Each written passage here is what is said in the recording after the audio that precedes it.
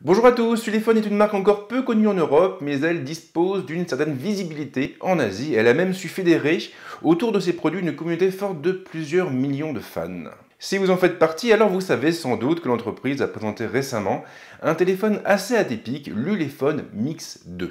Alors pourquoi atypique? Eh bien tout simplement parce que ce téléphone est positionné sur l'entrée de gamme, mais cela ne l'empêche pas d'être équipé d'un écran au format 18/9, un écran aux bordures contenues.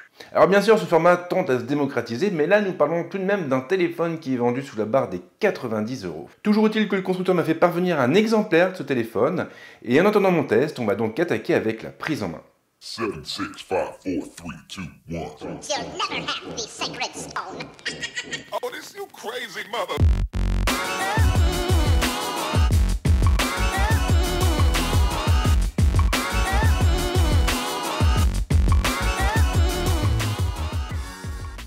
Mais avant d'aller plus loin, nous allons tout de même prendre le temps de rappeler brièvement la fiche technique du téléphone. Parce que bon, finalement, on a envie de savoir ce que propose le Mix 2 pour un tel prix. Alors concrètement, on a déjà droit à un écran de 5,7 pouces, un écran qui est limité à une définition de type HD+. Pour la partie photo, on va trouver à l'arrière un module double composé d'un capteur de 13 millions de pixels et d'un capteur secondaire de 5 millions de pixels entièrement dédié au calcul de la profondeur de champ. La caméra frontale atteint les 8 millions de pixels et nous avons en plus une batterie de 3300 mAh.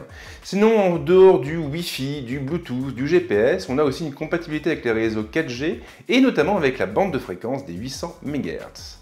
Alors sur le papier, c'est pas mal du tout, mais nous, ce qui nous intéresse, c'est évidemment ce qui se trouve dans la boîte et justement, on attaque avec le déballage du téléphone.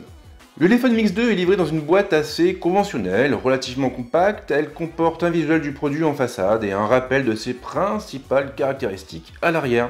On remarque d'ailleurs que le constructeur a mis l'accent sur le module photo, mais également sur son format d'écran. Visiblement, c'était pour lui des critères très importants. En ouvrant la boîte, on se retrouve directement face au téléphone. Ulefone l'a glissé dans une housse de silicone transparente et dans un étui de plastique pour éviter les mauvaises surprises liées au transport. Il faut dire que le téléphone vient de loin puisqu'il m'a été envoyé de Chine. Les accessoires se trouvent en dessous et ils vont droit à l'essentiel. En dehors de la documentation, on trouve ainsi un bloc chargeur, un câble de synchro, une protection d'écran et un accessoire permettant d'accrocher un anneau à l'arrière du téléphone pour assurer une bonne prise en main. En revanche, il n'y a pas de kit main libre et il est évidemment difficile d'être surpris. À ce prix-là, Ulefone a en effet dû faire quelques concessions. Alors la boîte et les accessoires c'est super, mais finalement ce qui compte c'est le téléphone. Et bien justement, maintenant on va enchaîner avec le design et l'ergonomie du Mix 2. L'Ulefone Mix 2 donne l'impression d'être doté d'un boîtier en verre, mais ce n'est évidemment pas le cas. En réalité, le téléphone fait surtout la part belle au plastique et le panneau arrière est ainsi fait entièrement dans ce matériau. Cela n'empêche cependant pas le terminal d'avoir fière allure. L'écran est assez bluffant pour sa part, comme évoqué plus haut, il s'étend en effet sur un format 18/9, et la firme a en plus fait en sorte de réduire les bordures entourant la dalle afin de mettre en avant le contenu affiché, et il faut avouer que le résultat est vraiment impressionnant, surtout pour un téléphone se trouvant sur cette gamme de prix. L'ergonomie est plutôt basique pour sa part, et Ulefone a ainsi choisi de regrouper les 3 boutons habituels sur la tranche droite en les empilant les uns sous les autres. Pour la navigation, il faudra se rabattre sur les boutons tactiles propres à la plateforme. En revanche, on trouve un lecteur d'empreintes à l'arrière sous le module photo double. Encore une fois, la présence d'une telle pièce surprend sur un téléphone proposé à un prix aussi bas. Le Xiaomi Redmi 5A n'en propose pas, par exemple. La connectique est répartie sur la tranche supérieure et sur la tranche inférieure, la prise casque répond présente et on a en plus un port micro USB en prime. Ulefone n'a malheureusement pas opté pour l'USB type C et c'est un peu dommage puisque ce format tend à se démocratiser. Le Mix 2 est entièrement dépourvu de trappe. Pour accéder aux cartes SIM et à la carte micro SD, il faudra ainsi enlever le panneau arrière. Fait intéressant, la batterie est elle aussi amovible.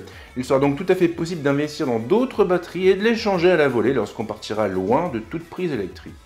Le Ulefone Mix 2 est un téléphone assez atypique. Alors c'est vrai, au niveau définition, on est loin d'un OnePlus 5T ou même de certains Xiaomi, mais ce téléphone n'est pas déplaisant à regarder pour autant, et il faut même avouer qu'il surprend pas mal.